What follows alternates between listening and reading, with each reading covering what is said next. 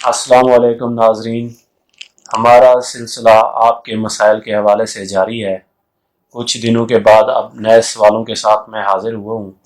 تو آج ہم نے اس پروگرام کے لیے دعوت دی ہوئی ہے جناب مفتی متی اللہ صاحب کو۔ وہ ہمارے پاس کچھ سوال ہیں، ان کا جواب دیں گے۔ تو اگر آپ کے بھی سوال ہیں یا آپ کے کوئی مسائل ہیں تو آپ بھی بلا جھجک ہمیں کال کر سکتے ہیں، کمنٹ میں اپنا سوال لکھ سکتے ہیں، کوئی بھی ایشو ہو تو اس پر آپ بات کر سکتے ہیں۔ تو چلو اب اس سے ہم باقاعدہ طور پہ آغاز کرتے ہیں۔ السلام علیکم مصعب۔ وعلیکم السلام ورحمۃ اللہ وبرکاتہ۔ مصعب، ہمارے کچھ مسائل ہیں تو ان کے سوال مجھے مختلف اس سے آتے رہتے ہیں۔ کچھ دوست ہیں جو کمنٹس میں کرتے ہیں، کچھ دوست ہیں جو مختلف میسیجز وغیرہ کر کے بھیجتے ہیں۔ تو میری کوشش ہوتی ہے کہ میں ان سب کو ایک ہی ٹاپک پہ جب کچھ سوال بن جائیں تو اس کی ویڈیو بنا لوں، صحیح، تاکہ لوگوں کو اس کا فائدہ ہو، اور ہر بندے کا جو ایک ایک سوال ہوتا ہے وہ پورے ایک فلم بندی کی شکل میں ان کے پاس ان کا جواب چلا جائے وضاحت کے ساتھ۔ تو آج ہمارا ایک موضوع ہے نکاح کا۔ ایک دوست نے میسج کیا کہ نکاح شادیوں کا سیزن چل رہا ہے، تو نکاح کے کچھ معاملات ایسے ہوتے ہیں لوگوں کو پتہ نہیں ہوتا، لیکن کیونکہ نکاح ایک سنت عمل ہے، لوگ شادیاں بھی کر رہے ہیں، تو یہ موسم بھی ایسا ہے کہ زیادہ تر ہمارے ملک میں سردیوں میں شادیاں کی جاتی ہیں۔ زیادہ گرم ٹھنڈا بھی نہ ہو موسم، زیادہ گرم بھی نہ ہو، لیکن پھر بھی مطلب سردیوں کو زیادہ ترجیح دی جاتی ہے۔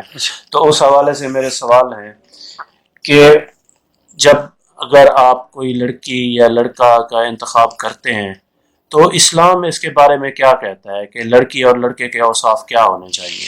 جی، بسم اللہ الرحمن الرحیم۔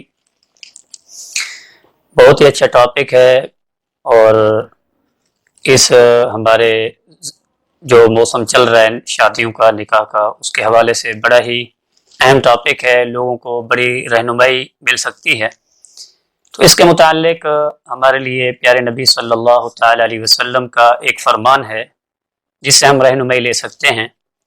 نبی اکرم صلی اللہ علیہ وسلم نے فرمایا تنکح المرأة لأربع، کہ کسی عورت کو نکاح کا پیغام اس کی 4 اوصاف میں سے کسی ایک وصف کو دیکھ کر بھیجا جاتا ہے۔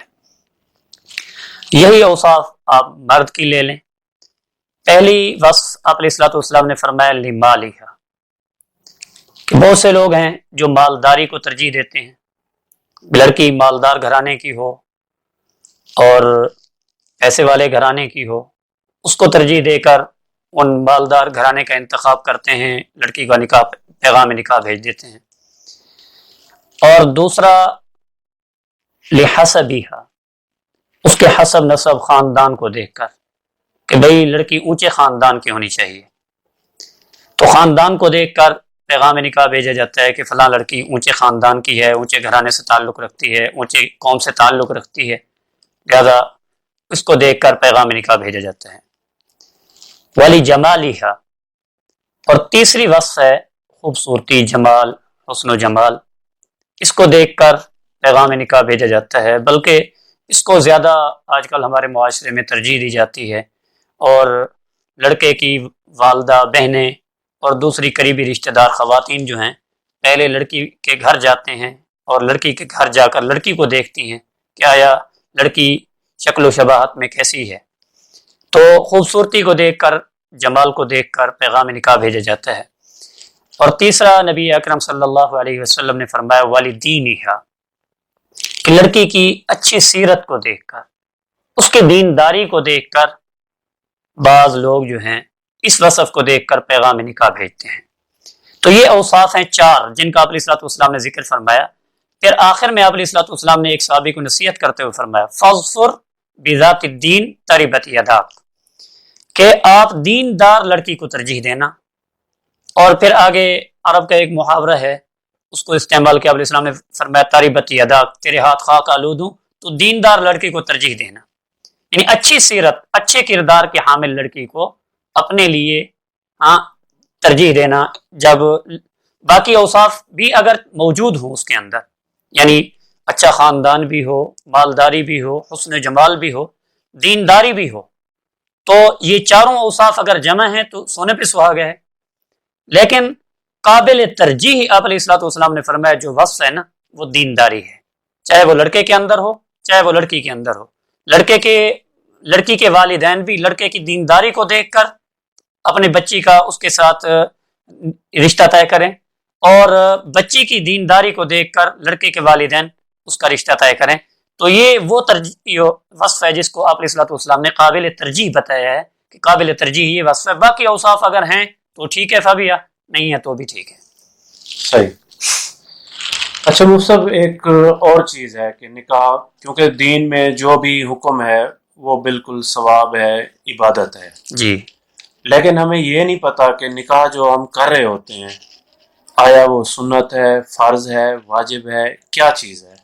اس کے بارے میں تھوڑی سی رہنمائی فرما دیں۔ جی، اس کے متعلق چند صورتیں ہیں، چند حالات ہیں لڑکے کے، اس کی کیفیات، ان کو دیکھ کر اس کا حکم دیا جا سکتا ہے کہ آیا یہ فرض ہے، آیا یہ سنت ہے، واجب ہے، کیا ہے۔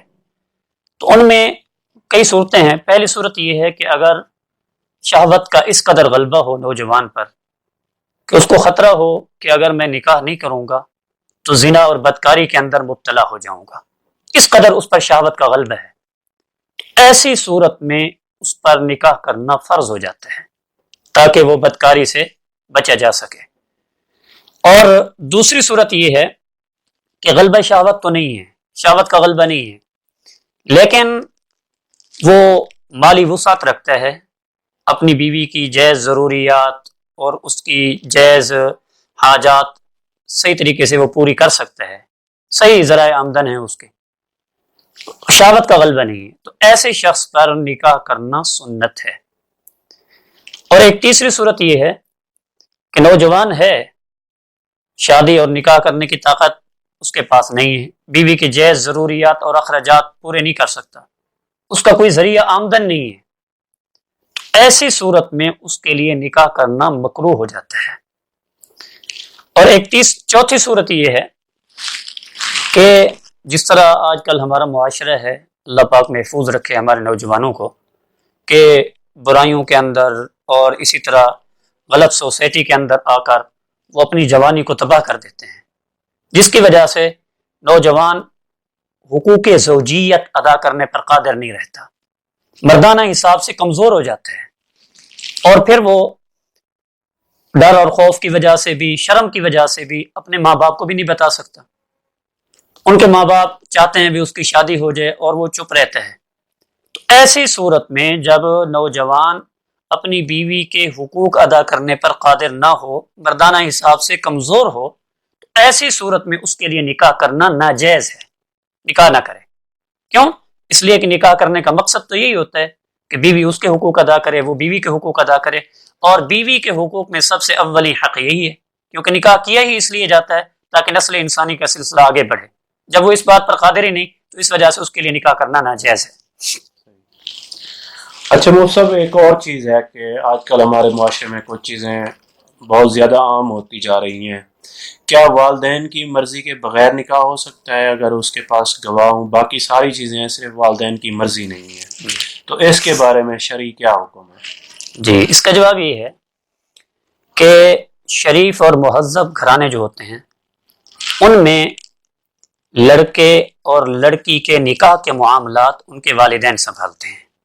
شریف اور مہذب گھرانے کا طور طریقہ یہ ہوتا ہے، لیکن اس میں بھی شریعت نے لڑکے اور لڑکی کی اجازت اور رضامندی کو بھی شرط قرار دی ہے کہ والدین اپنی مرضی بھی نہ کریں، بلکہ لڑکے اور لڑکی کی اجازت ان سے بھی لیں، اگر ان کی اجازت اور رضامندی ہو تب جا کر والدین ان کے نکاح کے معاملات طے کریں، ورنہ نہ کریں۔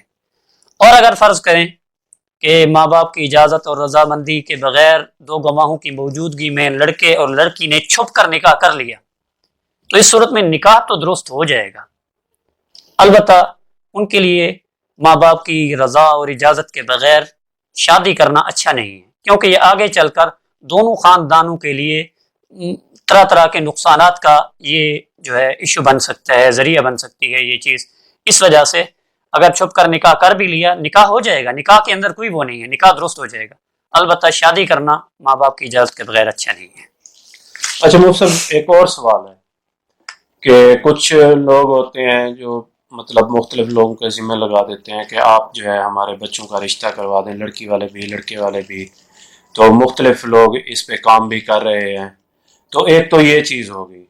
دوسری چیز یہ ہوگی کہ اگر سنت کے مطابق کوئی وظیفہ یا کوئی ایسی چیز جس سے مطلب نکاح جلدی ہو اس کے بارے میں کچھ ہے دین میں ایسا؟ جی، اس کے لیے یہ ہے کہ آج کل والدین بچیوں والے لڑکوں والے والدین جو ہے نا پریشان ہیں کہ کوئی مناسب رشتہ نہیں ملتا ہے تو وہاں بات بن نہیں سکتی. تو بہت سے لوگ ہیں سوالات کرتے ہیں، فون وغیرہ کرتے ہیں کہ مولانا صاحب کوئی وظیفہ بتائیں، جس کی وجہ سے کیونکہ فکر مند ہوتے ہیں والدین، اور حالات اور زمانہ بھی ایسا ہے کہ والدین کو فکر مند ہونا بھی چاہیے. تو وہ پوچھتے ہیں کہ کوئی ایسا وظیفہ بتا دیں جس سے ہمارے بچے اور بچی کا رشتہ نکاح جلدی ہو جائے. تو اس کے لیے چند ایک عمل ہیں، وہ میں والدین بھی کر سکتے ہیں اور خود وہ لڑکا اور لڑکی بھی کر سکتے ہیں. تو ان میں ایک یہ ہے کہ ہر فرض نماز کے بعد ایک دعا ہے قرآنی، رب انی لما انزلت الی من خیر فقیر، رب انی لما انزلت الی من خیر فقیر. ہر فرض نماز کے بعد 7 مرتبہ پڑھیں، چلتے پھرتے اٹھتے بیٹھتے جب موقع ملے اس دعا کو پڑھتے رہا کریں. ایک یہ. اور دوسرا یہ ہے، دوسرا وظیفہ کہ سورۃ واقعہ اور سورۃ الطارق اور سورۃ واقعہ کا صبح و شام اس کو پڑھنے کو، اس کی قرات کو اپنا معمول بنا لیں. چاہے وہ والدین ہوں، والدین بھی کر سکتے ہیں اپنی بچیوں کے لیے، بچہ اور بچی خود بھی کر سکتے ہیں یہ. اور اسی طرح تیسرا یہ ہے کہ اول آخر 11 بار درود شریف پڑھ لیں، اور درمیان میں 101 بار قرآن کریم کی آیت ہے کہ وَمَن يَتَّقِ اللَّهَ يَجْعَل لَّهُ مَخْرَجًا، سورۃ الطلاق کی آیت ہے، 28واں سپارہ ہے کہ وَمَن يَتَّقِ اللَّهَ يَجْعَل لَّهُ مَخْرَجًا وَيَرْزُقْهُ مِنْ حَيْثُ لَا يَحْتَسِبُ وَمَن يَتَوَكَّلْ عَلَى اللَّهِ فَهُوَ حَسْبُهُ. یہ آیت کریمہ ہے. اول آخر 11 بار درود پاک پڑھ لیں اور درمیان میں 101 بار یہ آیت کریمہ پڑھیں. انشاءاللہ العزیز اللہ پاک اس معاملے کو آسان فرما دیں گے اور بچے اور بچی کا رشتہ جلدی انشاءاللہ ہو سکے گا.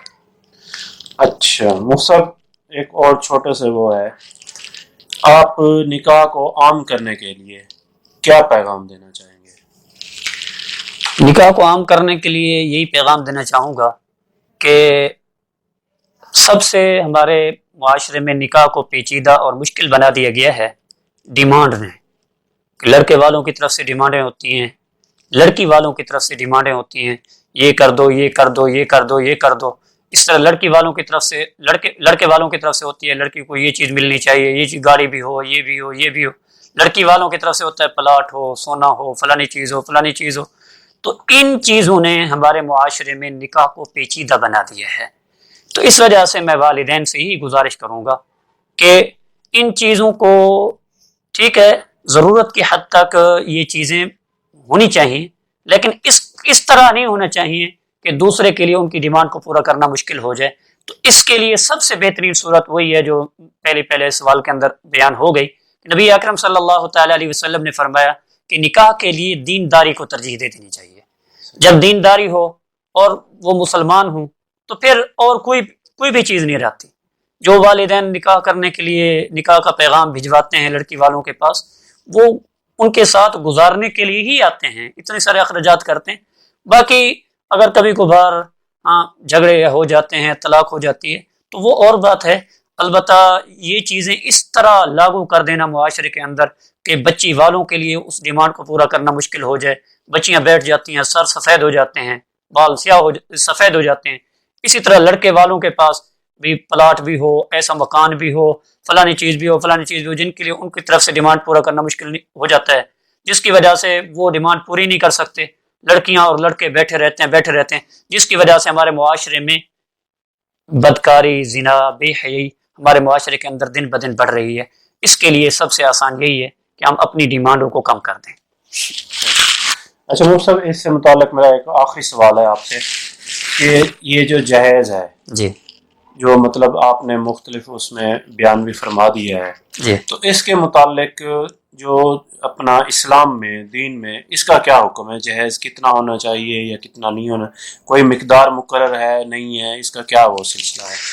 کوئی مقدار اس کے لیے کوئی مقدار مقرر نہیں ہے، وہ والدین کی سہولت اور والدین کی حیثیت پہ ہے کہ والدین اپنی اپنی حیثیت کے مطابق جتنا اپنی آسانی کے ساتھ اپنی حیثیت کے مطابق وہ دے سکیں، ان پر کوئی پابندی نہیں ہے کہ اتنا دیں اتنا نہ دیں، اس کے لیے شریعت نے کوئی پابندی نہیں لگائی ہے، بلکہ والدین کی حیثیت پہ ہے۔